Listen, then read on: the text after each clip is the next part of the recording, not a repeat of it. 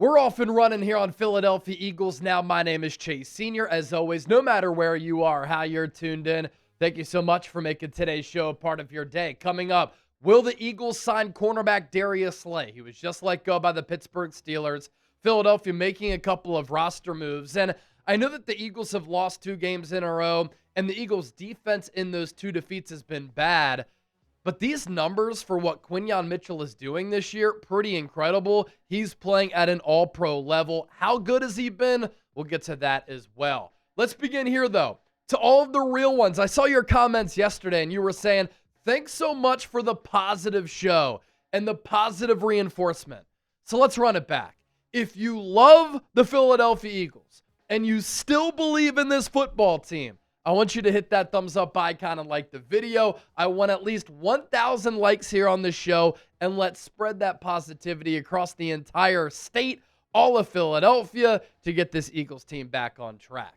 Here is the breaking news here on this Tuesday, December 2nd. The Steelers releasing cornerback Darius Slay after signing him to a 1-year, $10 million contract in free agency. Adam Schefter breaking the news, saying this just moments ago, that the Steelers and Slay have mutually agreed to part ways. Slay's agents Drew Rosenhaus and Robert Bailey told ESPN Slay, this is key, is interested in continuing to play and will consider signing with other teams, but his time in Pittsburgh has come to an end. I do believe that he has to clear waivers, but if he does, could a reunion take place? Now, Slay has said that this season here in 2025 will be the final season of what has been a terrific career for him for a long time, one of the top corners in the game, an all-pro, a Pro Bowler, and for Philadelphia, really helped to spark the defensive turnaround when Howie Roseman made that trade for him in that move with the Detroit Lions. And he ended up being a good leader for this team, a team captain. And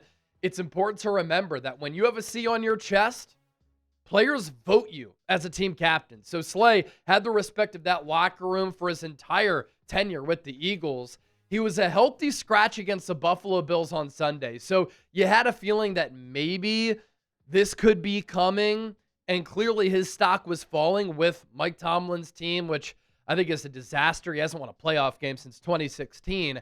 And an Eagles reunion here, I think that it could happen. So that brings me to this, and we'll cut this up for a YouTube short, put it on TikTok as well. Give me a follow at Chase_Senior. After Darius Slay got released by the Steelers, will the Eagles bring him back? I think it makes sense for the Birds for all of these reasons. Jair Alexander stepped away from the Eagles. I don't think that he felt as though he was healthy enough to still play. And so with Howie Roseman trading for Alexander, he clearly saw cornerback as a need going into the NFL trade deadline. That hasn't changed. Slay didn't really fit what Pittsburgh wanted to do on defense, but Vic Fangio knows what Slay can bring to the table, and he's a great scheme fit for the Birds. Slay's stock kind of fell in part because the Steelers added Asante Samuel Jr. to the practice squad and then elevated him to the active roster. He played okay in the second half, although Buffalo ran the ball a ton on Sunday. And it just comes down to this. The Eagles could use a veteran presence. They could use a player who has familiarity with the scheme, and they could use some cornerback depth for their ball club right now. Slay in 2025, no doubt, really struggled with Pittsburgh.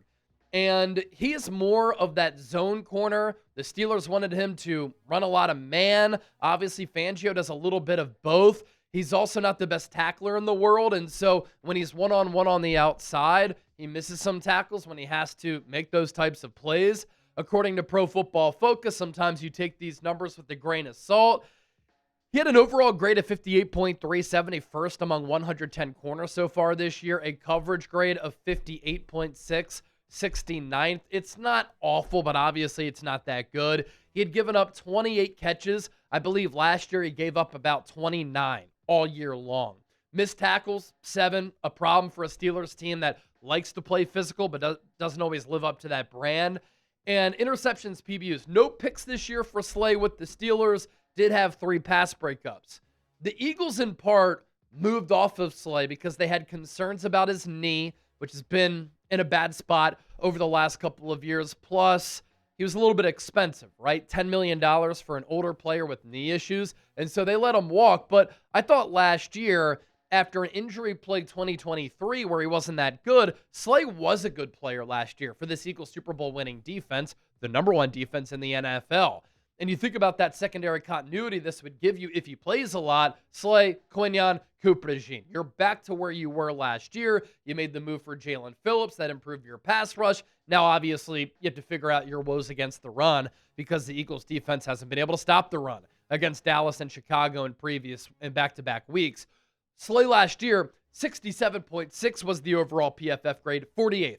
Better than this year. Coverage grade, 68.9, 35th starting caliber. He was third in the NFL in pass breakups. He's always had really good ball skills. And then coverage snaps, 442. And some fans might be saying, what are we, the retirement home? Are there bad optics here? Does this reek of desperation? The Eagles brought Brandon Graham out of retirement. Now they could bring back Darius Slay. I don't look at it in that way. I think culture is always important. Having quality people in your business for your organization is something that you always want, obviously. But it also comes down to this. Howie Roseman always wants to put together the best football team. The Eagles needed pass rushing depth. They brought back Brandon Graham. They made the trade for Jalen Phillips. They traded for Michael Carter. This is what Howie does. So if Howie thinks that the Eagles need corner depth, Darius Slay makes a lot of sense for all those reasons that I mentioned. So today's poll question is this. It's also the pinned comment of today's Philadelphia Eagles Now. Should the Eagles bring back big play Slay? S for sign, P for pass. Share your thoughts with me down in the comment section and treat the comments like a Sports Talk Radio call-in line. Still to come here on the show, the Eagles making a couple of roster moves today, and how good has Quinyon Mitchell been? Some of you might be surprised by these numbers because they are truly elite. First, let's get to our sponsor. Today's Philadelphia Eagles Now, sponsored by the DraftKings Sportsbook. Now, producer Chip, my right-hand man, he is the producer of this show, but he's the host of 76ers Now. DraftKings a sponsor on that channel, so you'll hear that the code is Sixers related, but you got to sign up right now with the number one sportsbook. Here's Chip with more. We're only a few weeks in, and the NBA season is already wild. Stars are going off, rookies are making noise, and the action doesn't stop. DraftKings Sportsbook, an official sports betting partner of the NBA, is where you can get in on all of it. Don't forget, the Emirates NBA Cup is rolling along. Big moments, big matchups, and a whole lot on the line. Don't miss out. Jump in and bet on the action today. New customers, bet just $5 and get $200 if your bet wins, paid in bonus bets. Download the DraftKings Sportsbook app and use code SixersChat. That's code SixersChat. Bet $5 and get $200 in bonus bets if your bet wins. In partnership with DraftKings, the crown is yours. Gambling problem? Call 1-800-GAMBLER. In New York, call 877-8-HOPE-NY or text HOPE-NY 467-369. In Connecticut, help is available for problem gambling. Call 888-789-7777 or visit ccpg.org. Please play responsibly. On behalf of Boot Hill Casino and Resort, Kansas. Pass-through of per-wager tax may apply in Illinois. 21 plus age and eligibility varies by jurisdiction. Void in Ontario. Restrictions apply. Bet must win to receive bonus bets, which expire in 7 days. Minimum odds required. Additional terms at dkng.co/audio. Limited time offer. And with that, we'll take a look at Chip's picks. 12-1 odds here at plus 1,200. Saquon Barkley touchdown against the Chargers. Remember last year against the Rams at SoFi Stadium? He popped off. Ladd McConkey, touchdown. And Eagles -3 against the Chargers. That's the parlay right there. Odds and lines subject to change. Bet $5. Get $200 if you win using that code SixersChat.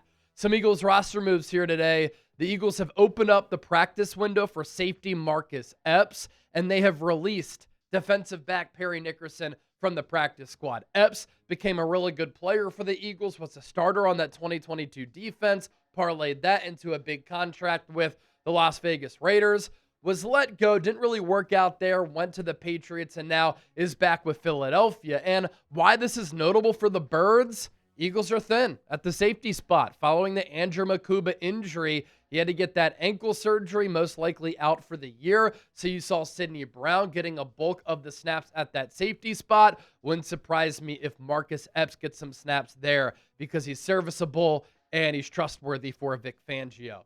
And let's round out with this. I know the Eagles have lost 2 straight games, but a bright spot on defense continues to be Quinyon Mitchell. He is playing at a legitimate all-pro level. Here's where he ranks among all corners in football in year 2. He is first in catch rate allowed, second in tight windows forced, second in average target separation, third in passer rating given up, tied for third in passes defended with 14. Ball skills at Toledo really popped for me in the pre-draft. Tied for third in forced incompletions. He's fourth in yak receptions allowed, and no touchdowns given up on 467 coverage snaps. What a draft pick by Howie Roseman. And here's the scary thing. I think that Quinyon Mitchell can only continue to get better. There's also this. He has covered the top 3 wide receivers in the league in receiving touchdowns. Devontae Adams is first. Amon-Ra St. Brown is second. George Pickens third. Combining against Quinyon, those players, for 0 touchdowns in 66 matchups against that group. Fantastic player. And it's really hard to play lockdown corner on the outside. Quinyon did that last year. He's doing it this year. But this year as well, he's traveling with some of the top wide receivers in the game. Speed, physicality. This year, you're seeing some more swagger that we're seeing because last year was kind of a silent assassin, and the play is speaking for itself. Don't forget to give me a follow on all of my social media pages. I'm on X and Instagram, like a lot of you know, at Chase_Senior. Just launched a TikTok. I'm putting additional content there, and everything here is for free. So give your boy a shout. Let's go Birds.